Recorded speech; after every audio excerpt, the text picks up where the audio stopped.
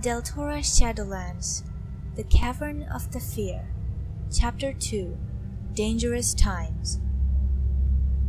As soon as Lief entered his bedchamber, he sensed that danger lurked within it. He glanced down at the belt of Deltora. Light from the candle he held flickered on the gems set in their medallions of steel. The rich red of the great ruby and the glowing green of the emerald had dimmed. The belt was warning him. Lief's stomach tightened. He drew his sword.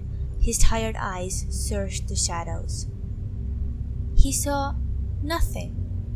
The room looked exactly as it had when he left it that morning. The barred windows were bare, and there was no trailing cover on the bed. Everything that could have concealed an enemy had been removed weeks ago. Yet there was danger. He knew it. He moved forward cautiously, ears straining for the slightest sound. The moon, sinking in the sky as dawn approached, cast its light into the room. The shadows of the window bars fell darkly across the bed. Lief set the candle on the bedside cabinet. He stretched out his hand, and with one sharp movement stripped the blanket from the bed. The white sheets and pillow gleamed unmarked in the moonlight. "Show yourself," he muttered. Nothing stirred.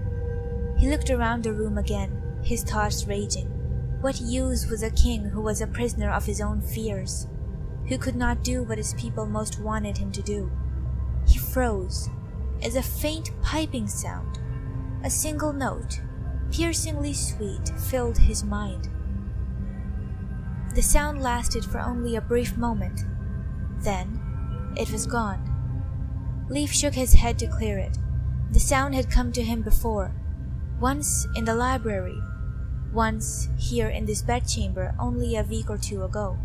He had mentioned it to no one. His mother and friends were already worried enough about him.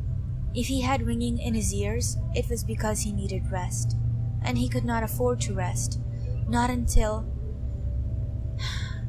But he could not hide away from the people for too much longer. The calls for an attempt to rescue the Shadowlands slaves were becoming louder. Soon the people would begin to feel that their hidden king cared nothing for them. Slowly their trust in him would grow less, and at last vanish altogether. Lief knew this as well as he knew his own name. His own father, kept away from the people, had lost their trust. That was how the gems had been stolen from the belt, and the Shadow Lord had triumphed. He gripped his sword more tightly. "It will not happen to me," he told himself. "Why else have I been working day and night but to find a way out of this trap? Tomorrow." At the thought of the morrow, he looked longingly at the bed. Perhaps, after all, his nerves had been playing tricks on him. At that very moment, he heard a tiny scratching, so faint that he was not sure it was real. It seemed to have come from right beside him. Slowly, he slid the point of his sword into the edge of the smooth white pillow. Gently, he tilted the pillow upwards. And there, crouching beneath it, was a plain scorpion, purple striped with black, and as big as a man's fist. Alerted by the sudden movement, the scorpion reared up, its deadly stinging tail curved to strike. With a shout, Lief flicked the pillow out of the way. Feathers exploded from its torn side as he smashed the flat of his sword down onto the bed.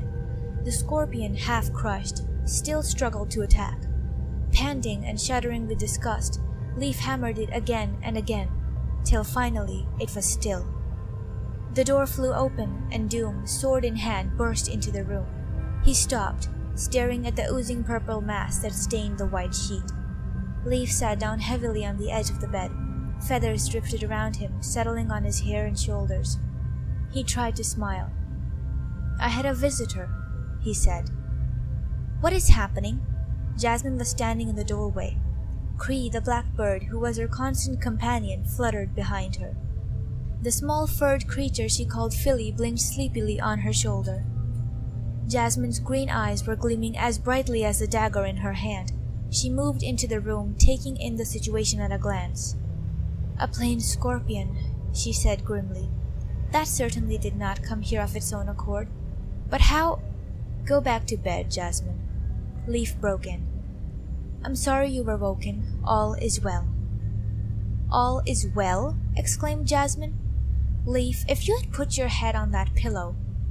Lief shrugged. "Fortunately, I did not." He did not say how nearly he had done so. Jasmine went to the window and tugged at the bars.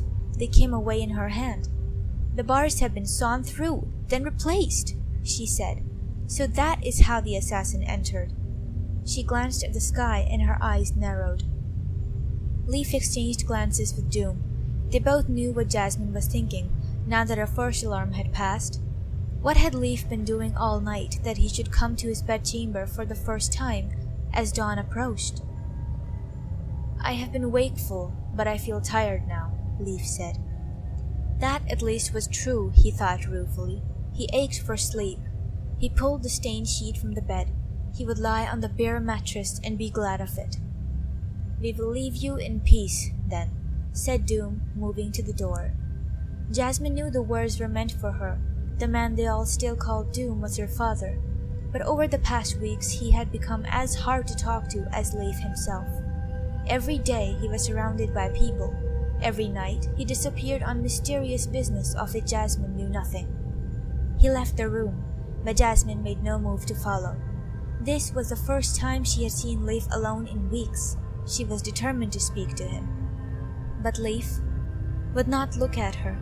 He began to unlace his boots. "I must have a few hours' rest, Jasmine," he said pointedly. "We leave for Tora in the morning." "Tora?" Jasmine stared at him, thunderstruck. "Lief, you cannot leave Del now. People are clamoring to see you. You cannot run away." "I do only what I must," Lief muttered. "If you choose to think of it as running away, I cannot stop you." Filled with unbelieving rage, Jasmine stormed out of the room. She heard the door close behind her and the key turn in the lock. The hallway was deserted. Doom had returned to his bedchamber, and no one else had stirred. Suddenly, Jasmine felt suffocated. She longed for the open air. She hurried to the great staircase and began to run down, her bare feet making no sound on the cool marble of the floor. If only she had someone to talk to, but she did not. Barta had taken the troops to the city of Norads to free the people from their cruel leaders, the Rakachars, and to collect food for the hungry of Del. Jasmine would have gone with him, but the Norads people feared Philly, and she could not leave Philly behind. So she had stayed. Sharn and Doom were always busy, and Lief seemed to have lost all trust in her. He kept secrets he would not share, and now he was running away altogether to Tora, the great city of the West. Certainly he would be safe there. No evil could survive in Tora, which was guarded by its own magic. But surely he did not believe he could hide forever. Or perhaps he did. Lief had changed. The old Lief, the Lief Jasmine knew, was brave and eager for action. She was not sure she liked the new Lief, the secretive, prudent, kingly one, at all. She reached the ground floor, and the burly guards at the bottom of the stairs moved aside to let her pass. If they thought it odd that she was up so early, they did not say so. In truth, Jasmine thought grimly they probably expected her to act strangely.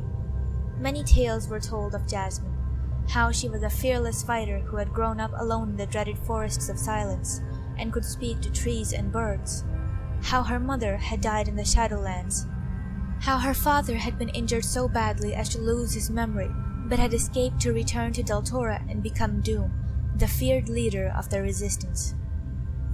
Uncomfortably aware of the guards' curious eyes upon her, Jasmine threaded her way between the huddled bodies of the hundreds of people who slept on the floor of the vast entrance hall.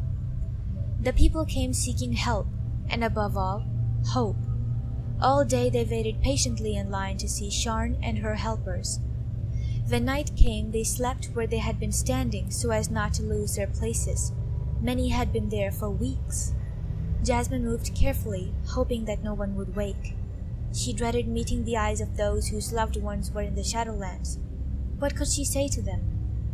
"I am sorry. The king says we can do nothing." The thought of the slaves filled Jasmine with shuddering horror. The loss of freedom was to her worse than death. With relief, she reached the huge entrance doors and slipped outside into the dawn. A lone horseman was approaching the palace at a gallop. As he came closer, Jasmine saw to her surprise and joy that it was Barta. She ran to greet him as he pulled the horse to a halt, but stopped short when she saw the grim lines creasing his tired face. "Barta, what is wrong?" she exclaimed. "I bring bad news," Barta said shortly. "Norad's is empty, the food has been destroyed, and all the people have been taken to the Shadowlands."